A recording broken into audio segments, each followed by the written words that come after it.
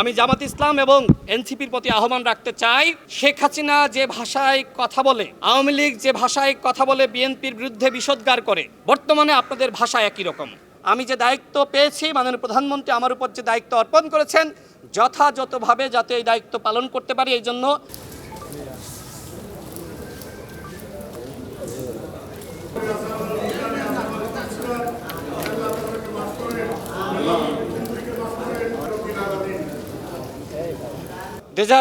সাল থেকে বাংলাদেশে যতগুলো ছাত্র আন্দোলন, তার সামনে থেকে পিছনে থেকে আমাদের জায়গা থেকে আমরা ভূমিকা রেখেছি এবং আমি আমার জীবনে এখনো পর্যন্ত বাংলাদেশের বর্তমান মাননীয় প্রধানমন্ত্রী তিনি আমার উপরে অনাস্থা স্থাপন করবেন এরকম কোনো কাজ করি নাই।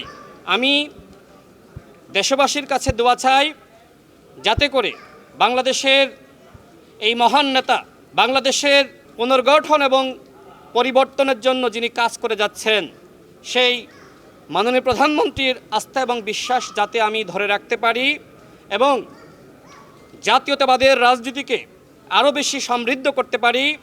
যে রাজনৈতিক দায়িত্ব তিনি আমার উপর দিয়েছেন, সেই দায়িত্ব যথাযথভাবে যাতে পালন করতে পারি, এই জন্য আমি দেশবাসীর দোয়া চাই, সহযোগিতা চাই। 24-এর গণঅভ্যুত্থানের মধ্য দিয়ে যে বাংলাদেশ আমরা উপহার পেয়েছি, এই বাংলাদেশ আর কখনোই ফ্যাসিবাদের জাতাকলে পিষ্ট হতে পারে না। সময় এসেছে রাষ্ট্র পুনর্গঠনের, এই রাষ্ট্র পুনর্নির্মাণের। সেক্ষেত্রে বাংলাদেশের সমস্ত রাজনৈতিক শক্তিকে, যারা আমরা ফ্যাসিবাদ বিরোধী লড়াই করেছি, আমি সবার প্রতি উদাত্ত আহ্বান রাখতে চাই যে আমাদের মধ্যে রাজনৈতিক কারণে মতপার্থক্য, আদর্শিক পার্থক্য থাকতে পারে, কিন্তু দেশ পুনর্গঠনে আমাদের মধ্যে কোনো পার্থক্য থাকতে পারে না। ঠিক, বাংলাদেশের মাননীয় প্রধানমন্ত্রী আমাদের জন্য গর্বের এবং আল্লাহর পক্ষ থেকে আশীর্বাদ। আমি তাকে চিনি, যে কারণে আমি সবসময় যখনই কেউ তার সমালোচনা করেছে, বিশেষ করে গণঅভ্যুত্থানে বাংলাদেশের মাননীয় প্রধানমন্ত্রীর যে ভূমিকা, তিনি পিছন থেকে যে ভূমিকা রেখেছেন, সামনে থেকে তিনি নির্বাসিত জীবনে ছিলেন, তারপরেও সামাজিক যোগাযোগ মাধ্যম ফেসবুক, ইউটিউবে তার বক্তব্যের দ্বারা অনুপ্রাণিত হয়ে জাতীয়তাবাদের সমস্ত শক্তি, বাংলাদেশপন্থী সমস্ত শক্তি রাজপথে নেমেছিল। এটা তো অস্বীকার করার কিছু নাই। বাংলাদেশে গণঅভ্যুত্থানের সময় যে রাজনৈতিক সমন্বয়, সেই সমন্বয়টা বাংলাদেশের মাননীয় প্রধানমন্ত্রী জনাব তারেক রহমান করেছিলেন এবং তার সাথে থেকে বাংলাদেশের বর্তমান স্বরাষ্ট্রমন্ত্রী জনাব সালাউদ্দিন আহমেদ সহ আমি, নুরুল হক নূর, ছাত্রদলের সভাপতি রাকিব ভাই, সাধারণ সম্পাদক নাছির ভাই, আমরা কিভাবে রাজনৈতিক সমন্বয় করা যায় সেই জন্য আমরা অনেক আলাপ আলোচনা করেছি।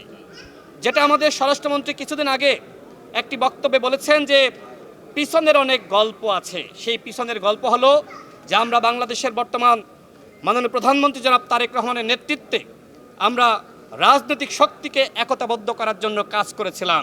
আমি জামাত ইসলাম এবং এনসিপির প্রতি আহ্বান রাখতে চাই, শেখ হাসিনা যে ভাষায় কথা বলে, আওয়ামী লীগ যে ভাষায় কথা বলে বিএনপির বিরুদ্ধে বিষোদ্গার করে, বর্তমানে আপনাদের ভাষা একই রকম। কোনো পার্থক্য আমি লক্ষ্য করছি না, কোনো পার্থক্য আমার কাছে পরিলক্ষিত হচ্ছে না। আপনারা একটি গঠনমূলক বিরোধী দল হওয়ার চেষ্টা করেন।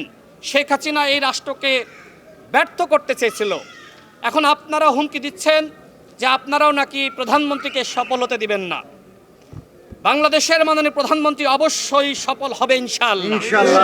কোনো অপশক্তি মাননীয় প্রধানমন্ত্রী যে স্বপ্ন দেখছেন, তার যে পথ চলা, তার যে অগ্রযাত্রা, সেটিকে ইনশাআল্লাহ ব্যাহত করতে পারবে না।